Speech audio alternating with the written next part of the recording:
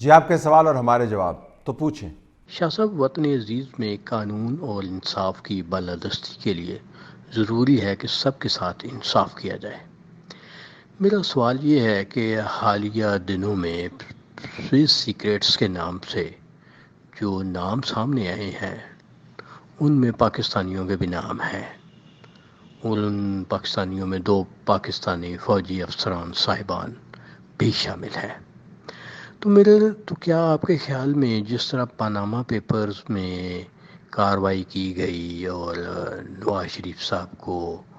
نااہل کیا گیا اقامہ کی بیس پر، تو آپ کا کیا خیال ہے کہ اس پر کارروائی ہونی چاہیے اور جن کے نام آئے ہیں ان کے متعلق چھان بین ہونی چاہیے؟ ذرا اس پر تبصرہ کیجیے۔ جی بالکل کارروائی ہونی چاہیے تھی۔ اس سے پہلے جو اسکینڈل آیا اس کے اوپر بھی کارروائی ہونی چاہیے تھی، ویسے ہی J8 بننی چاہیے تھیں، ویسے ہی سپریم کورٹ کو متحرک ہونا چاہیے تھا، کیونکہ آپ نے ایک معیار مقرر کر لیا نا کہ ہم کتنا خیال کرتے ہیں اپنی انٹیگریٹی کا اور پیسوں کا اور منی لانڈرنگ کا، اور ہم کس طرح ہم ایک صاف اور شفاف معاشرہ بنانا چاہتے ہیں، اور کس طرح ہم گینگز کو ختم کرنا چاہتے ہیں، کس طرح مافیا سے لڑنا چاہتے ہیں۔ ایک معیار بنایا تھا نا، تمام جج صاحبان نے بیٹھ کے بڑی بڑی باتیں کی تھیں، اور اس کے بعد میڈیا کے جو بڑے جغادری تجزیہ نگار ہیں، جن میں سے چند ایک آج کل تو بڑی مشکل میں ہیں اور باقی سارے جو ہیں منہ چھپاتے پھر رہے ہیں، انہوں نے کہا تھا کہ جی یہی موقع ہے پاکستان کو صاف کرنے کا۔ تو ہم نے ایک معیار بنانا تھا، اس معیار کے اوپر پرکھنا چاہیے، لیکن اس معیار پر آپ نہیں پرکھیں گے، کیونکہ پاناما کے اندر بھی آپ نے وہ معیار نہیں اپنایا۔ پاناما کے کیسز جو باقی تھے، صرف 2 کیس تو نہیں تھے یا 1 کیس تو نہیں تھا، سینکڑوں کیسز تھے نا، سینکڑوں نام تھے، تو اس میں سے درجنوں کیسز تو نکل سکتے تھے۔ اس کے بعد جو اسکینڈل آیا اس میں سے بھی سینکڑوں نہیں تو درجنوں کیسز نکل سکتے تھے۔ اس کے اندر بھی ظاہر جو ہوا تو 1 آدھ کیس تو سامنے آ گیا، تو اس کے اوپر انویسٹیگیٹ کرنا چاہیے تھا، نہیں ہوگا انویسٹیگیٹ، کیونکہ پاناما کو جو پولیٹیکلی ٹیکل کیا گیا ہے وہ اب سب پر آیا ہے۔ یہ واضح ہے کہ پاناما کے اندر سے جو سوال اٹھے تھے ان کے جوابات تلاش کرنے کی بالکل ضرورت تھی، لوگوں سے وضاحت لینے کی ضرورت تھی۔ شریف فیملی کا اگر نام آیا تو وضاحت لینے کی ضرورت تھی، افراد سے وضاحت لینے کی ضرورت تھی، اس کو ایک سیاسی درے میں تبدیل کر کے اور اس کے ذریعے سزائیں دلوا کر سیاسی طور پر جو مقاصد حاصل کرنے کی کوشش کی، اس کے اوپر ہم لوگ اعتراض کرتے ہیں۔ ہمیں احتساب کے اوپر بالکل کوئی اعتراض نہیں ہے، اور اس کے اوپر بھی اعتراض کرتے ہیں کہ اس کے بعد کس طرح اسی اسکینڈل کے اندر جو لوگ ملوث ہیں، اس والے کی تو میں ابھی بات ہی نہیں کر رہا، ان کو بھی کس طرح آپ نے چھوٹ دے دی۔ آپ نے کبھی کسی اور کیس کا نہیں سنا ہوگا، تو بالکل ان پر کارروائی نہیں ہوگی۔ تو سر یہ جو فیک نیوز کے سلسلے میں ایک آرڈیننس جاری کیا گیا، اور اس کے اگلے دن ہی میں نے اخبار میں ایک خبر پڑھی، وزیر خزانہ صاحب کہہ رہے ہیں کہ پاکستان 139 ممالک میں سب سے سستا ترین ملک ہے۔ خیر یہ بات تو ہمارے وزیر اعظم صاحب بھی کرتے ہیں، تو اگر یہ خبر سچ ہے تو پھر ہمیں یہ نظر کیوں نہیں آتی پاکستان میں ایز اے عوام؟ اور اگر یہ جھوٹ ہے تو اس آرڈیننس کا اطلاق ان لوگوں پر نہیں ہوتا؟ جی وزیر خزانہ صاحب کے اوپر بھی یہ لاگو ہو جاتا ہے۔ اب تو خیر سارے ننھے منھے بچے بن گئے ہیں جی اچھا ہمیں پتہ نہیں چلا، اس سے اتنی خرابی ہو گئی۔ جب اسلام آباد ہائی کورٹ نے اس کا نوٹس لینا شروع کیا اور PFUJ شکر ہے انہوں نے یہ پٹیشن کی، اور اس کے بعد پھر باقی جماعتوں کو بھی خیال ہوا کہ ہمیں بھی یہ کرنا چاہیے، نون لیگ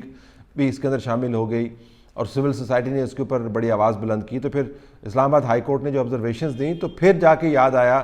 حکومت کے قانونی نمائندگان کو کہ جی یہ حالات کتنے خراب ہیں، اور پھر اٹارنی جنرل کو بیان یہ دینا پڑا کہ یہ ڈریکونین اس کے اندر شکیں ہیں۔ تو جنہوں نے پاس کیا، جنہوں نے اپروو کیا صدر صاحب سمیت، تو کیا ان کو علم نہیں تھا کہ وہ ڈریکونین کام کر رہے ہیں جو وائلیٹ کرتا ہے فنڈامنٹل رائٹس کا؟ تو وہ بھی فیک نیوز، اس کو اگر آپ ڈریکونین قانون کو لاگو کریں تو فیک نیوز میں کے زمرے میں بالکل آتا ہے۔ فیک نیوز کے زمرے میں یہ بھی آتا ہے کہ پاکستان کے اندر غربت ختم ہو گئی۔ فیک نیوز کے زمرے میں یہ بھی آتا ہے کہ پاکستان کے اندر حالات جو ہیں وہ پہلے سے بہت بہتر ہیں۔ فیک نیوز کے اندر یہ بھی آتا ہے جب آپ لوگوں پر الزام لگاتے ہیں اور ثبوت نہیں دیتے اور بتاتے ہیں کہ وہ کرپٹ ہیں، لیکن آپ کے پاس دھیلے کا ایویڈنس نہیں ہوتا، ان کو آپ کسٹڈی کے اندر رکھتے ہیں، درجنوں لوگوں کو ان کی زندگیاں تباہ کرتے ہیں، اور پھر اس کے بعد آپ کے پاس ایویڈنس نہیں ہوتا، ان کو چھوڑنا پڑتا ہے، تو سب فیک نیوز کے زمرے میں آتا ہے۔ تو ان سب کو 5-5 سال کی سزا ہونی چاہیے اس کے اوپر، اپنے ہی بنائے ہوئے قانون کے تحت۔ طلعت صاحب، میں پہلی بار آپ کے پروگرام میں شریک ہو رہا ہوں، تو یہ پوچھنا ہے کہ کیا اسٹیبلشمنٹ لامحدود طاقت کی مالک ہوتی ہے؟ کیا اس کو سیاسی میدان میں شکست نہیں ہو سکتی؟ جی، اسٹیبلشمنٹ کی لامحدود طاقت پاکستان کے کانٹیکس میں اگر آپ دیکھیں تو وہ سیاسی نظام کا حصہ بن گئی ہے۔ وہ شروع دن سے اس کا آغاز رہا جب یہ بحث چل نکلی کہ پاکستان کے اندر آپ نے جمہوری روایات کے ذریعے منتخب نمائندگان کو یہ طاقت دینی ہے، یہ اس قسم کی تقویت دینی ہے اور اس قسم کی ان کی پرورش کرنی ہے کہ وہ اپنی ذمہ داریوں کو سنبھال سکیں بطور نمائندگان اور لیڈرز بن سکیں ایک ایسی قوم کی جس کو مشکل حالات کے اندر جس کا جنم ہوا اور جس کو مزید مشکلات کا سامنا تھا۔ تو یہ بحث تھی۔ یا دوسری طرف یہ تھا کہ اتنا طویل پروسیس کو آپ چھوڑ دیں اور آپ چند لوگ جو ہیں وہ سمجھتے ہیں کہ ان کے پاس بڑی دانشمندی ہے، وہ دانشمندی استعمال کریں اور پاکستان کو کسی نہ کسی طریقے سے چلائیں۔ تو ہم نے پھر دوسرا رستہ اختیار کیا۔ جب بھی تو ایوب خان صاحب آئے، پھر اس کے بعد ضیاء الحق صاحب آئے، پھر بیچ میں یحییٰ صاحب بھی تھے، پھر جنرل پرویز مشرف آئے، اور پھر اس کے بعد جو ہوتا رہا وہ آپ کے سامنے ہے۔ تو جب لامحدود طاقت والے لامحدود طاقت استعمال کرتے رہے تاریخی طور پر، تو پھر پاکستان کے اندر طاقت کا عدم توازن ہو گیا ان اداروں کے خلاف جن اداروں کو ہم جمہوری ادارے کہتے ہیں۔ لہٰذا اس وقت جو لامحدود طاقت کی آپ بات کرتے ہیں، بنیادی طور پر طاقت کا عدم توازن ہے، جو احتساب کا عدم توازن ہے، پوچھ پرتیت کا عدم توازن ہے۔ سیاسی میدان میں تو وہ جب ہوتے ہیں آؤٹ رائٹ ہی، جب ان کے پاس طاقت ہوتی ہے تب تو آپ ان کے ساتھ نبرد آزما ہو سکتے ہیں، لیکن جب وہ نظام کی مختلف بٹن دبا کر نظام کو فائن ٹیون اپنی انٹرسٹ کے مطابق کرتے ہیں تو بڑا مشکل ہو جاتا ہے ان کو فائٹ آف کرنا۔ میں اس کو کسی بیٹل کی صورت میں نہیں لیتا، میرا صرف ماننا یہ ہے اور میں کنسسٹنٹلی یہ آرگو کر چکا ہوں کہ اگر تو اس لامحدود طاقت نے پاکستان کو لامحدود فوائد دیے ہوتے، یا مجھے اس جملے کو دوبارہ بنانے دیجئے، اگر اس لامحدود طاقت نے پاکستان کو محدود فوائد دیے ہوتے، یا میں اس کو دوبارہ تبدیل کر دیتا ہوں، اگر اس لامحدود طاقت نے پاکستان کو کچھ بھی فائدہ دیا ہوتا تو ہم کہتے ہیں کہ بھائی استعمال کرتے رہیں اس کو، بالکل استعمال کریں۔ لیکن اگر آپ کے پاس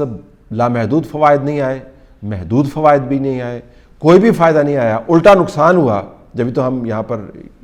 اس ملک کی اس حالت کو روز سر پیٹ کر اس کا ماتم کرتے ہیں، تو پھر آپ کو یہ سوچنا ہوگا کہ اس لامحدود طاقت کا فائدہ کیا ہے۔ تو میرا ماننا یہ ہے کہ لامحدود طاقت اگر اس کے پاس ہے تو سیاسی میدان میں شکست اس کی کیا بنتی ہے، کیونکہ انہوں نے کون سے الیکشن لڑنے، لیکن ان کو یہ سمجھنا چاہیے کہ اس لامحدود طاقت نے پاکستان کا بیڑا غرق کیا ہے، اور ایک ایسے ملک کا جس کی وجہ سے ان کی طاقت ہے۔ تو یہ سمجھنے کی بات ہے کہ پاکستان کو چلانے کا فارمولہ اگر ہم نے ابھی بھی تیار نہیں کیا تو حالات ٹھیک نہیں ہوں گے۔ آپ طاقت لامحدود رکھیں یا اپنی مرضی سے اس کو محدود کر دیں، اس کا پاکستان کے حالات پر کوئی اثر نہیں ہوگا جب تک یہ باور نہیں کروایا گیا دوسروں کو، اور جب تک یہ سمجھ نہیں آئی خود کو کہ پاکستان اس طرح نہیں چل سکتا۔ آپ کا پروگرام دیکھ رہا تھا،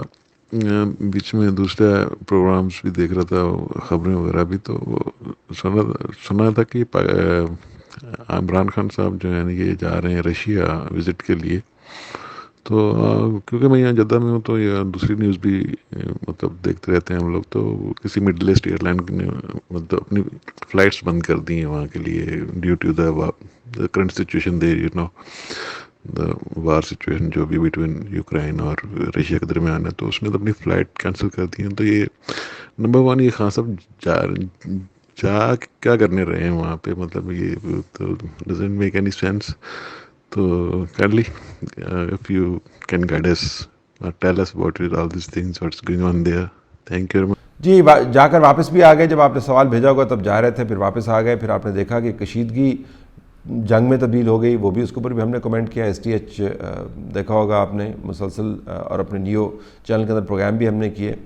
تو کیا کرنے جا رہے ہیں اگر آپ مجھ سے پوچھیں تو مجھے کچھ علم نہیں ہے کہ وہاں پر کیا کرنے گئے تھے۔ اس وجہ سے علم نہیں ہے کہ کوئی MOU سائن نہیں ہوا وہاں پر، کوئی بہت بڑا آپ وہاں سے فائدہ بھی، وقتی فائدہ بھی نہیں لے آئے۔ وہاں پر آپ گئے، سارے دنیا کو آپ نے ایک غلط پیغام دیا،